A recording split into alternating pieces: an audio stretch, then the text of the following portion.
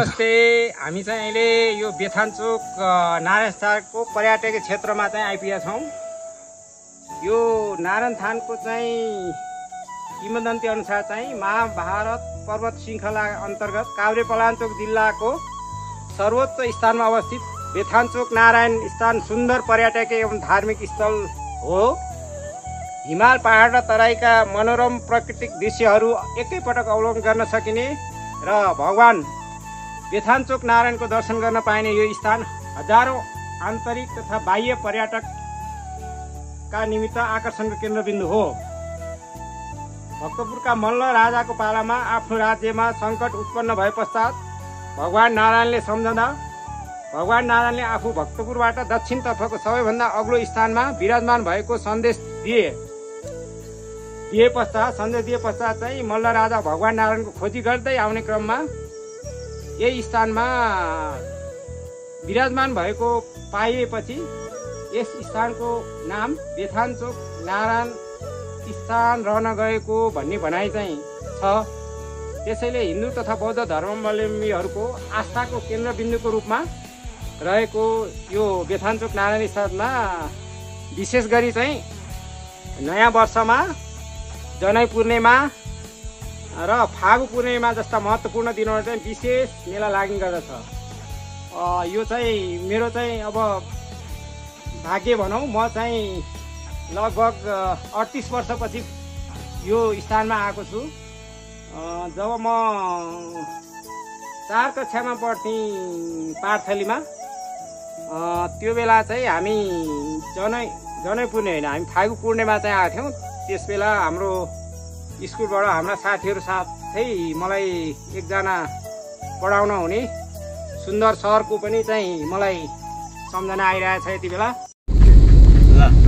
ल good afternoon guys. हामी चाहिँ यो के अरे नारायणथानको चाहिँ दर्शन गरेर आएर हामी ढुङ्खर्कमा चाहिँ लन्च खाँदै अब हाम्रो चाहिँ के अरे माङ्गलथान हुँदै हामी चाहिँ भङ्गालातिर हामी जाँदैछौँ। अहिले चाहिँ यो चाहिँ बाटो पनि कम्फर्टेबल बिच बाटो रहेछ र हामी एकदमै आरामका साथ हामी माङ्गलथानतिर जाँदैछौँ।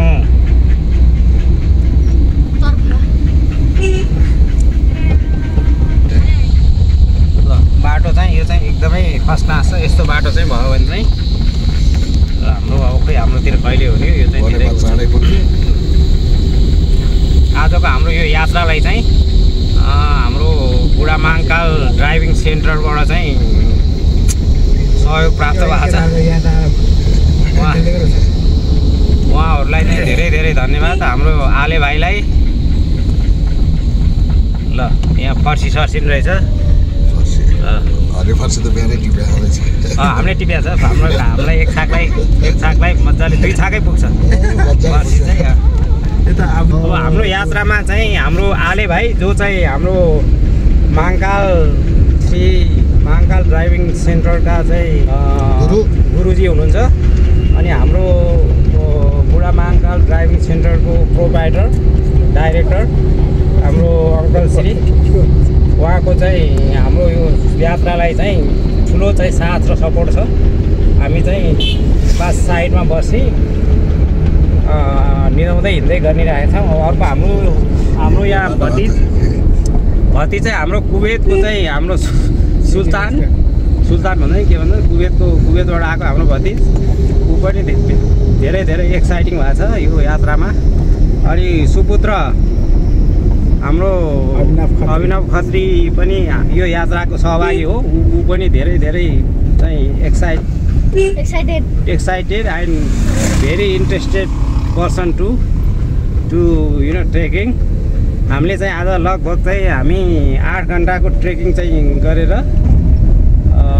अनि हामी फर्किँदा चाहिँ हाम्रो जो जहाँसम्म चाहिँ हाम्रो कारको स्टप थियो त्यहाँबाट हामी चाहिँ फर्केको। अहिले चाहिँ हाम्रो यात्रा मर्निङमा 2 बजे सुरु भएको बनेपाबाट अब हामी फेरि थाहा छैन अब कति बजी पुगिन्छ।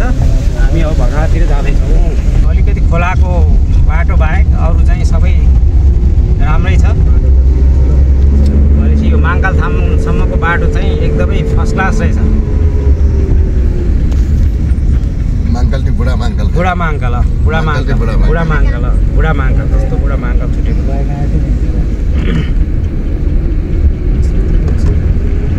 हामी चाहिँ अहिले लगभग चाहिँ ठिक सिधा हामी पार्थलीको सिधा तल आइपुग्यौँ, जहाँ चाहिँ हामी पाँच कक्षासम्म पढेको थियौँ। अब त्यो स्कुल चाहिँ खासै यहाँबाट नदेखिँदो रहेछ। हाम्रो जाने इच्छा थियो, त्यो चाहिँ अहिले ए त्यही हो हो पहेँलो होला। यो चाहिँ देखिन्छ। अब यो करिब करिब मैले चाहिँ स्कुल छोडेँ हामीले लगभग चाहिँ 35 वर्षै भयो होला, सायद 35-40 वर्षै भयो होला। त्यही छ ल, ठिक छ। अनि हामी अहिले चाहिँ यहाँ ठ्याक्क कहिलेकाहीँ हामी स्कुलबाट भागेर आएर पौडी खेल्ने खोला नजिकै छौँ हामी। यहाँ बोझोघारी पनि छ, जुन चाहिँ हामी स्कुलबाट आएर चाहिँ बोझो टिप्थ्यौँ छुट्टी कहिलेकाहीँ हाफ टाइममा आउँदाखेरि। बोझोघारी चाहिँ त्यति त्यहाँ चाहिँ पहिलाको भनाइअनुसार त्यहाँ चाहिँ कति हल गोरु रोपार सोपार सबै डुब्या भन्ने किम्वदन्ती थियो। त्यो चाहिँ अहिले थाहा भएन। पहिला पोखरी थियो, दलदले थियो भन्ने छ। अब अहिले चाहिँ थाहा छैन। अति सबै आलु फल्या छ। त्यो चाहिँ जुन किसिमको बोझो थियो, जुन दलदल थियो, हामी छेउछेउबाट चाहिँ डराउँदै बोझो टिप्थ्यौँ। त्यो चाहिँ खासै अहिले केही पनि देखेन। ल हामी पुनः चाहिँ फेरि बुढा माङ्कालको शरणमा आइपुगेका छौँ। अब हामी यहाँ चाहिँ बिहान हाम्रो पूजाआजा सबै भएको छैन, हामी छिर्दैनौँ। अब हामी हाम्रो गन्तव्यतर्फ लाग्दैछौँ।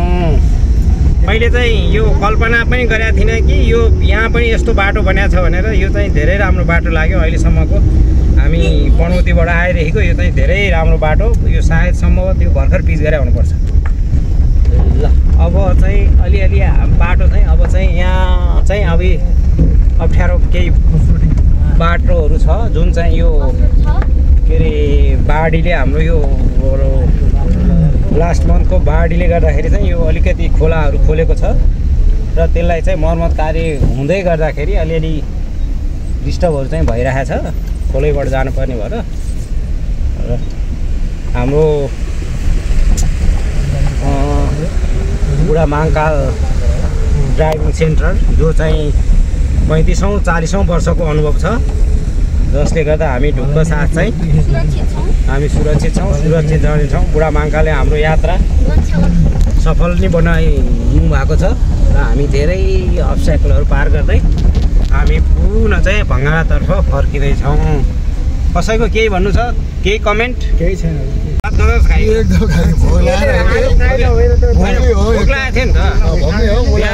बिहान मुलाको चाहिँ ठिकै थियो। अनि गोलमिडा नि कस्तो टेस्टी क्या। दाल साथ चाहिँ त्यसले अलिक घिउछिउमा झानेन छ। दाल चाहिँ अलिकति हो, अरू त ठिकै थियो। हाम्रो आले भाइले नि आज थपेर सधैँ फ्याल्ने, आज अलिकति पनि नफ्यालिकन खाएको छ। ठिक छ, एक थाल खाएको छ। ल हाम्रो कुवेत भतिजको केही छ भन्नु? ठिक छ। ल अब भोलि चाहिँ हाम्रो अब देउसीखेली कार्यक्रम हुन्छ। अब के छ, अब लेभल 7 ल्याएको भए देउसीखेल आउनु पऱ्यो। कुवेतबाट आएको भतिजले अब नभए के खै त्यसको आइन्सले केही आएन। ल